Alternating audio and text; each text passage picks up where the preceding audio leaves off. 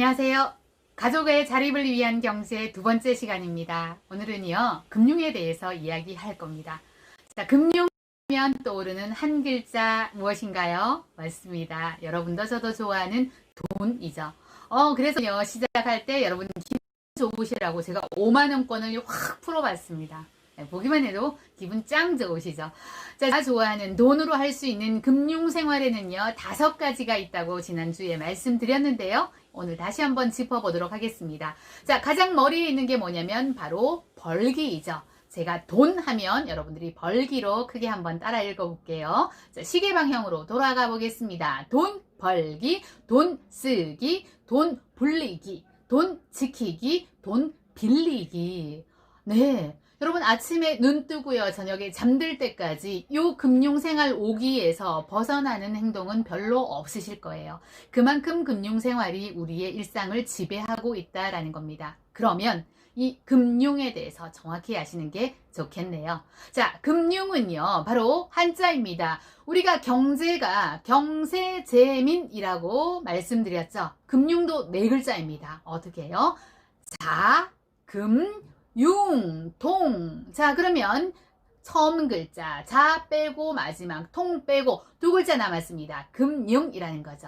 자, 그러면요 자금의 융통인데, 자, 요 금자가요 바로 쇠금자입니다.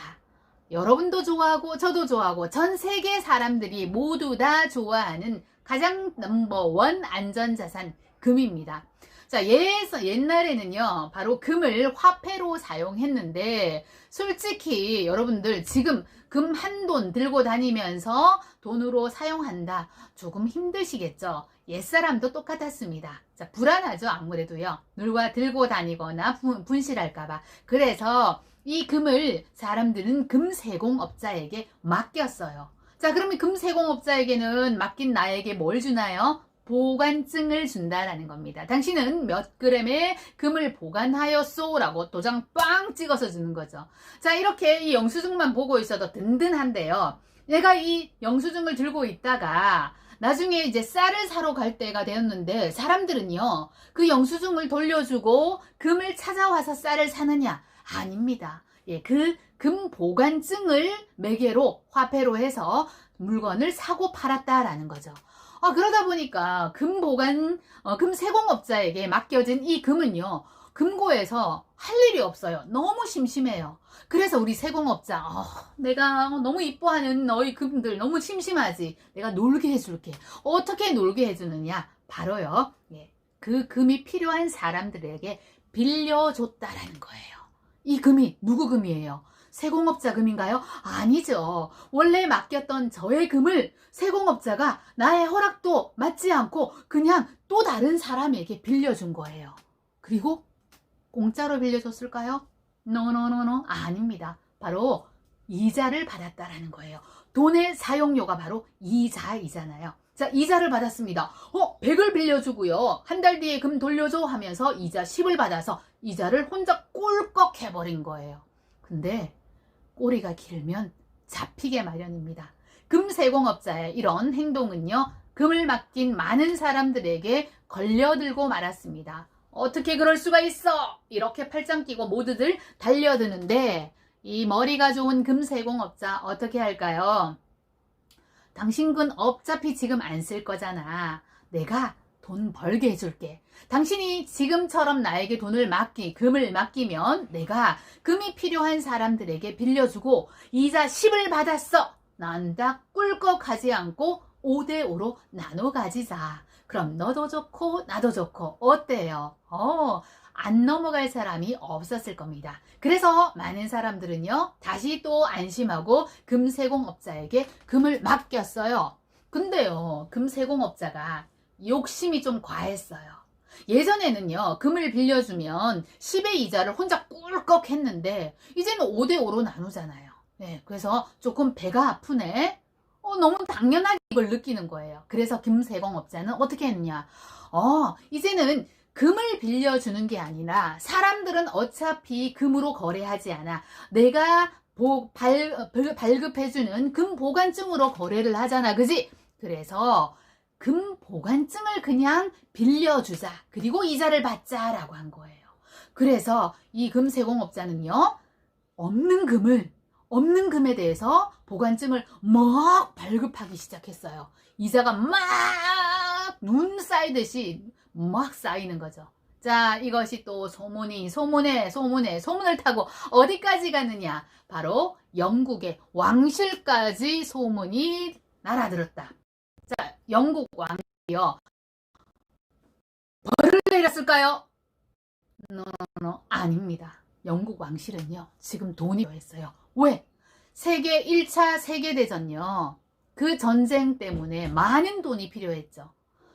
군사, 물자도 필요하고요. 군인들 밥도 먹여야 되잖아요. 너무 많은 돈이 필요했어. 그래서 왕실에서 이 세공업자를 찾아와서 이렇게 어떻게 해요? 너 그렇게 해서 되겠어? 대신 내가 하게 해줄게. 하게 해주는 대신에 너무 많이 발급하지 마. 어떻게? 금 하나에 3장까지 발급해. 알았어? 그 발급한 거 누구한테 줘야 돼? 나한테 줘. 우리 지금 전쟁하는데 돈이 많이 필요하다라는 거예요. 그래서 금세공업자는요, 정부에서 국가 차털드 허가받은 화폐를 발행할 수 있게 되었다라는 거예요. 자, 이렇게 해서 영국은 이제 차털드 허가된 화폐를 발행하게 되었는데, 이제요 1차 세계대전이 끝나고 2차 세계대전이 끝났어요. 그런데 이 화폐의 힘이 영국에서 미국으로 넘어갔다라는 거예요. 그죠? 자, 미국도요, 처음에는요, 화폐를 금 1온스당 35달러를 발행하기로 전 세계에 파워 있는 국가들과 다 약속을 했어요. 약속했으면 지켜야 되잖아. 그런데 이게 또 잘 안 지켜지네. 약속은 지키라고 있는 건데 왜 못 지켰냐? 미국도요, 전쟁이 바로 문제였어요. 베트남 전쟁에 미국이 참전을 하면서요, 미국이 14년간의 전쟁을 하면서 돈이 부족하더라. 그래서 프랑스, 스페인 모르게 금 1온스당 35달러 이상의 금 화폐를 마구마구 찍어냈다라는 거예요. 그래서 전쟁 자금을 사용하게 되었다. 자, 그래서요, 지금 제가 금융의 의미, 자금의 융통에 대해서 설명을 드린다고 역사적 배경을 설명드렸는데, 결국은 금융은 뭐냐면 쇠금자, 번쩍번쩍한 금을 융통시키기 위해서 금 보관증을 화폐로 사용해서 융통시켰다라는 겁니다. 그래서 예전의 화폐는요, 어떻게 적혀 있었냐면 바로 골드 코인이라고 적혀 있었어요. 그러나 미국도 영국도요, 금 보관한 양을 초과해서 훨씬 많은 돈을 무제한 융통시켰다라는 거죠. 그래서 지금의 화폐는요, 골드 코인이 아니라 그냥 코인이라고만 인쇄되어진다라는 거 이해하시면 좋을 것 같습니다. 자, 지금까지 자금 융통, 금을 매개로 해서 돈을 융통시켰다라고 말씀을 드렸어요.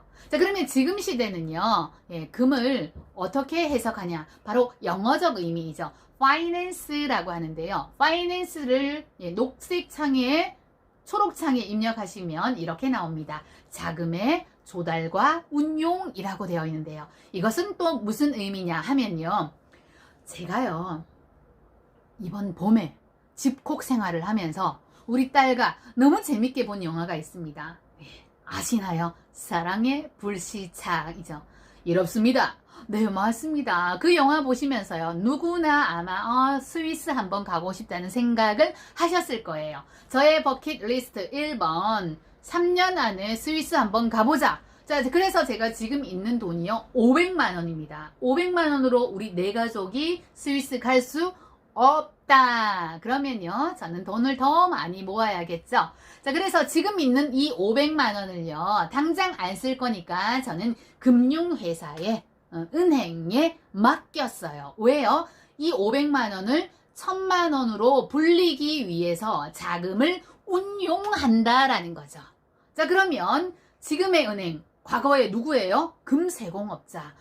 역시나 이 사람들도 이 돈을 그냥 놀리게 하기 싫다라는 거죠. 어떻게 해요? 지금 당장 돈이 필요한 사람들, 예를 들면 2년 동안 전세 자금이 필요한데 딱 500만 원 부족해 라고 하시는 분들에게 저의 돈을요, 나의 허락하고 나의 허락 없이 융통해준다. 조달하게 해준다. 필요한 자금을 조달하게 해준다. 그렇게 해서 바로 금융, 파이낸스라는 것은 필요한 사람은 자금을 조달하고 돈이 남는 사람, 여유로운 사람은 지금 자금을 운용할 수 있게 해준다. 파이낸스였습니다. 자, 이렇게 해서요. 오늘은요. 금융의 의미를 역사적 배경과 함께 알아보고 파이낸스의 의미까지 알아보았습니다. 자, 그러면 다음 시간에는 우리는 무엇에 대해서 알아볼까요? 금융을 돈의 흐름을 있게 하는 시스템을 관장하는 중앙은행에 대해서 알아보도록 하겠습니다. 자, 여러분의 자립에 큰 도움 되셨다면 오늘도 엄지척 잊지 마시고요. 행복한 하루 되시기 바랍니다. 감사합니다.